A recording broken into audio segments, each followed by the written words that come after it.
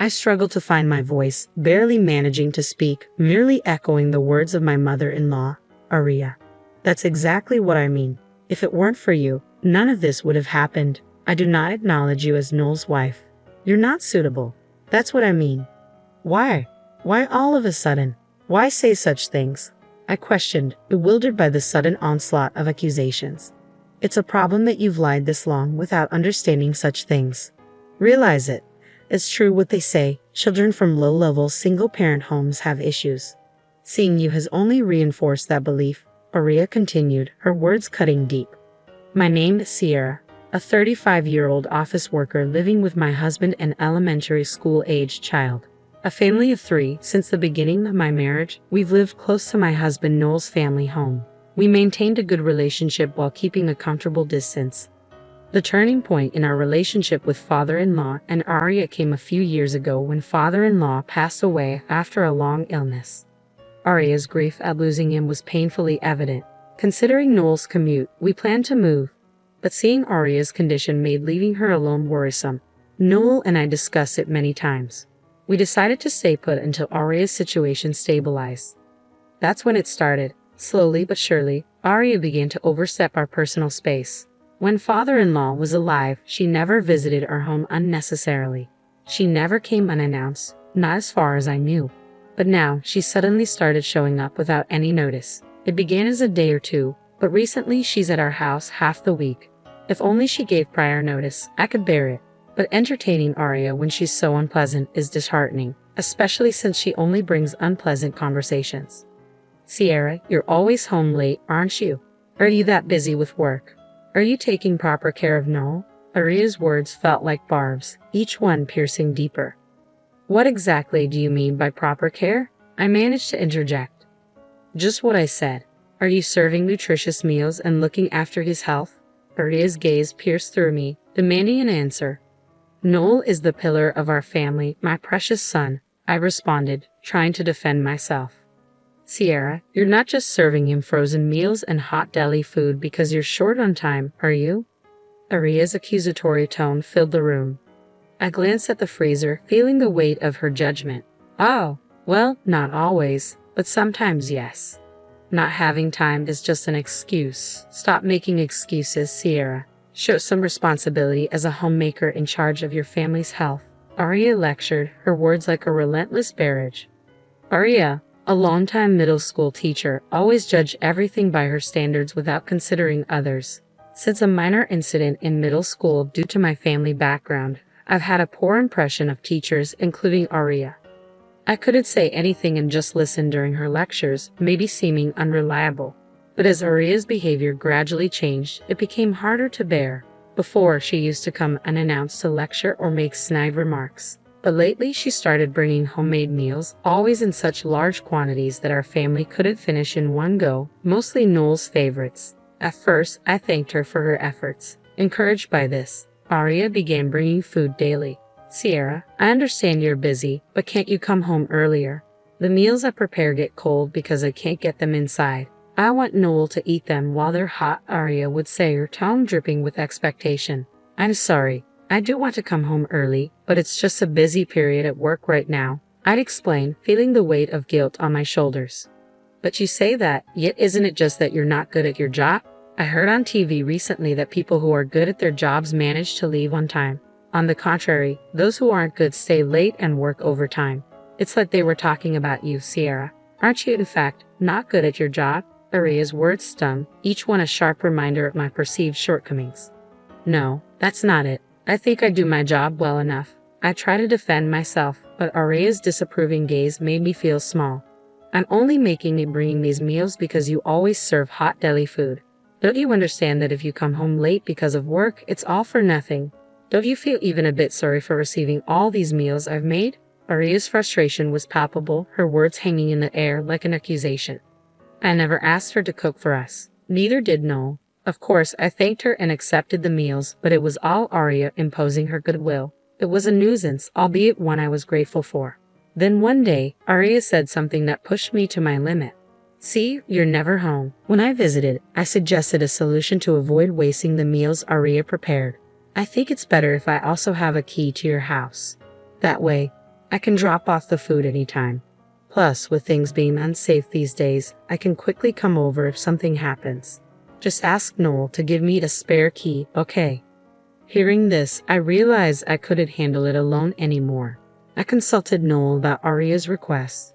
"Noel, I need to talk to you about your mom. I can't handle this by myself anymore." "What happened?" "Aria visits our house daily, always without any notice. I do my best to accommodate her when I can, but I can't always be available. I have my own schedule too," I explained. "Yeah, I get it. And now she wants a spare key to our house.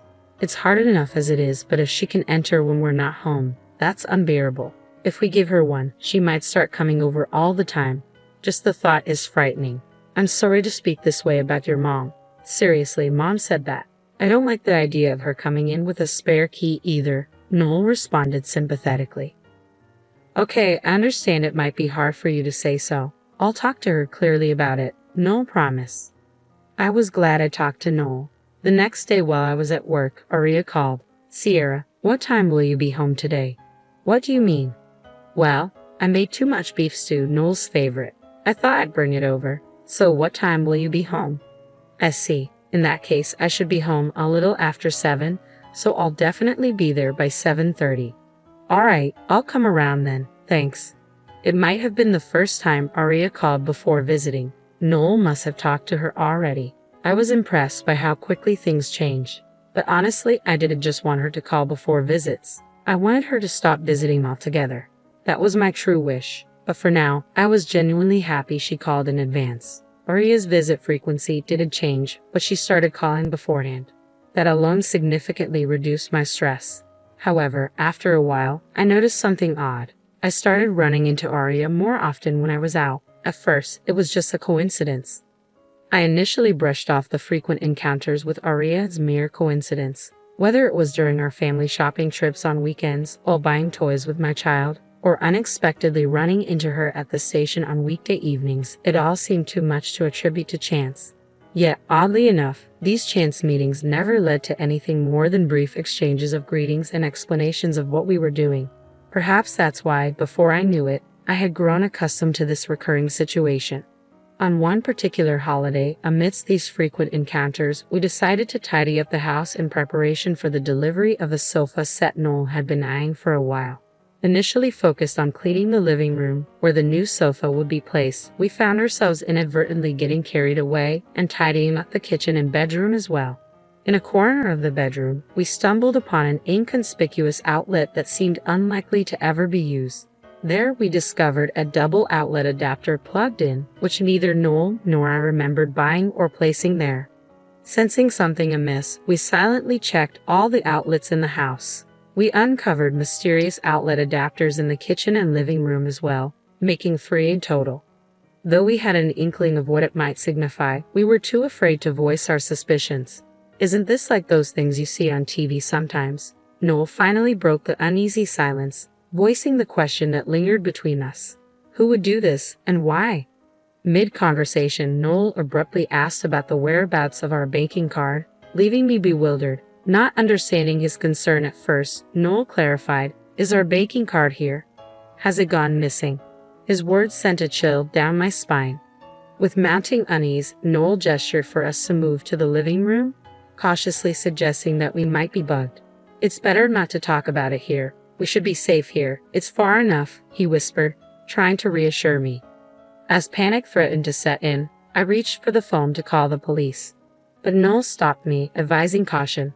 "While it's good to report to the police, let's wait. Reporting without knowing who did it might just waste time," he cautioned, his voice tense with apprehension. "I had an idea. We can report it," Noel suggested. After sharing his plan with me, I felt an immediate urge to report it. But Noel seemed to have a hunch. That night, we carefully placed the double outlet back in its original spot, wrapping it in newspaper. With a fan blowing on it continuously, we set up a camera. At 2 a.m., the front door quietly opened, and a figure slipped inside, heading straight for the living room. As the figure entered, it picked up the double outlet, inspecting it closely. We captured every move on camera, and without warning, switched on the living room lights. The figure panicked at the sudden brightness. I was momentarily stunned, yet it also felt expected. It was Aria. "So it was you? We need an explanation, Mom," Noel spoke calmly but with underlying anger. Yet Arya redirected her anger towards me. Sierra, what is this all about? Even Noel is looking at me like that.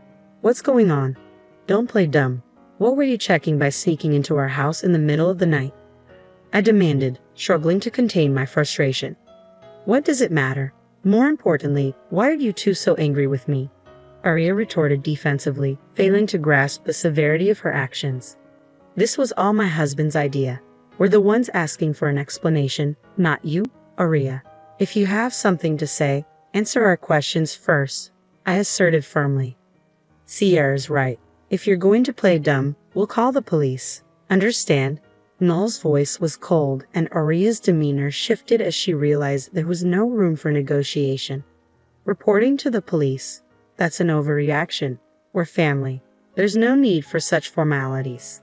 This is all a misunderstanding, so let's not make a big deal out of it, Arya pleaded, attempting to downplay the situation. A misunderstanding, you say? Then you better explain yourself clearly to clear it up. Unless we are not convinced, I challenge, my patience wearing thin. Still claiming it's a misunderstanding. At this point, there must be a good reason for it, right, Mom? Noel's tone was resolute. Well, it's just, loneliness. I was lonely, so I did it, Arya confessed, her justification falling flat in the face of our disbelief. Unaware that Arya had been eavesdropping and monitoring our movements, I had struggled with the invasion of my personal space. Blaming myself for not handling it well, I had pushed myself to the limit. But now, it was clear that Arya's eavesdropping had been the root cause of my discomfort all along. A mix of relief and anger surged within me as I realized it wasn't my fault, but rather Arya's actions that had caused this turmoil. Naturally, my tone and attitude towards her turned harsher. Do you really think that reason is enough for us to be satisfied?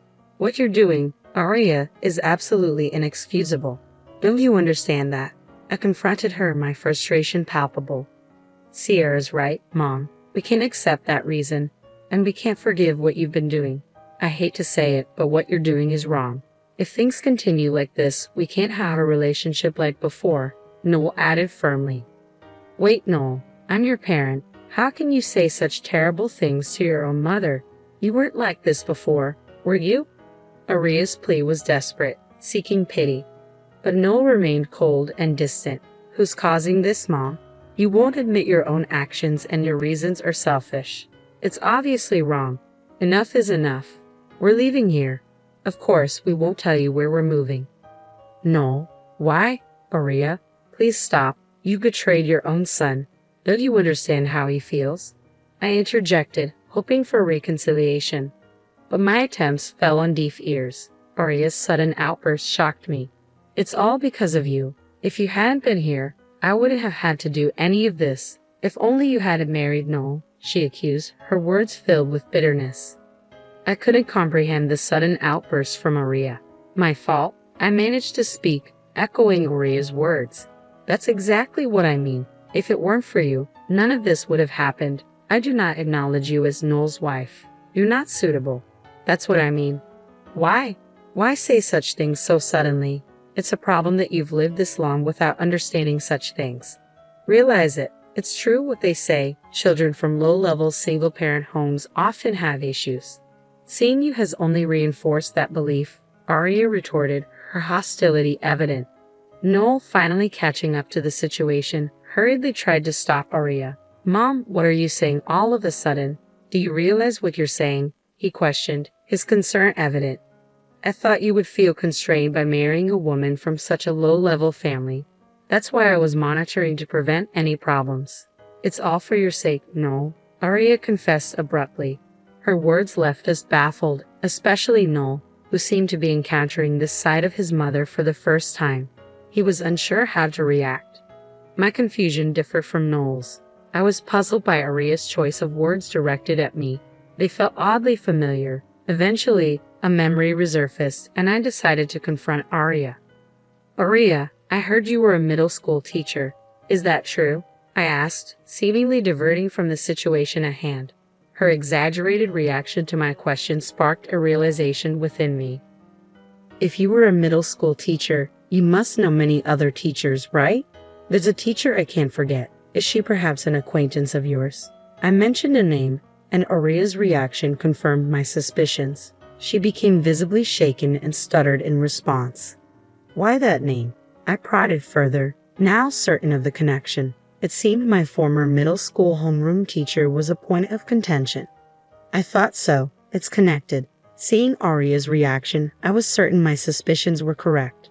The name I had mentioned was that of my middle school homeroom teacher. I explained. From your reaction, Aria, it seems you know her. Actually, I was treated terribly by that teacher and got into some trouble. It seems like you've heard about it, haven't you? I continued, unraveling the connection between Aria's actions and my past. The trouble with my former teacher was related to my family background. My parents divorced when I was in elementary school. I was taken in by my mom. I was told by my mom that the divorce was due to a personality clash, not because they hated each other. In fact, even after the divorce, my father and I kept in touch regularly. We even had family dinners together several times. Both my parents worked, but they had different life rhythms. There were many mismatches, so they decided it was better to live separately for both of their sakes, even though they were divorced. I didn't really feel constrained by my upbringing. However, my former homeroom teacher saw it differently. She labeled me as a problem child simply because I came from a single-parent family. Children from low-level single-parent homes are often problematic, she told me directly. No matter how much I tried to explain, she wouldn't listen. To make matters worse, she had a troublesome way of managing the class. She believed in uniting the class by targeting one student as the scapegoat. Unfortunately, I became that target because of my family background. I couldn't accept such reasoning and resisted desperately. However, as a middle schooler, resisting wasn't easy.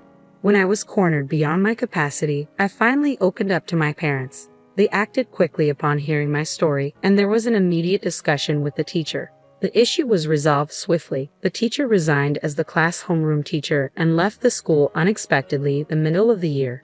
After confiding in my parents, I still vividly remembered the incident. It was a significant event in my life. So when Aria mentioned a former teacher, I reacted strongly. If she was acquainted with such a teacher, I could easily imagine what she had been told about me. But that didn't evoke any sympathy for Aria. I understood too well what she thought of me. Now, it seems, Aria, you didn't hear the whole story from your acquaintance. If you had, you wouldn't have done such a thing. I confronted her. Aria's attitude changed completely, realizing the gravity of the situation. No one could imagine being bugged by someone whose relative is a lawyer. It's obvious how dangerous that would be, I warned her sternly. Aria, overwhelmed by Noel's declaration, could barely respond. His decision to cut ties with her was final. The next day, at Noel's insistence, we reported the eavesdropping to my father and the police. Surprisingly, the former teacher had no knowledge of Aria's actions. However, given that the teacher's remarks had led to the situation, we demanded she never speak of it again. After ensuring all matters were resolved, our family moved, without informing Aria. As a precaution, we blocked Aria's contact information. Despite hearing about Aria's situation, I had no intention of forgiving her. I resolved to act as if Aria never existed, cherishing my family even more without her presence.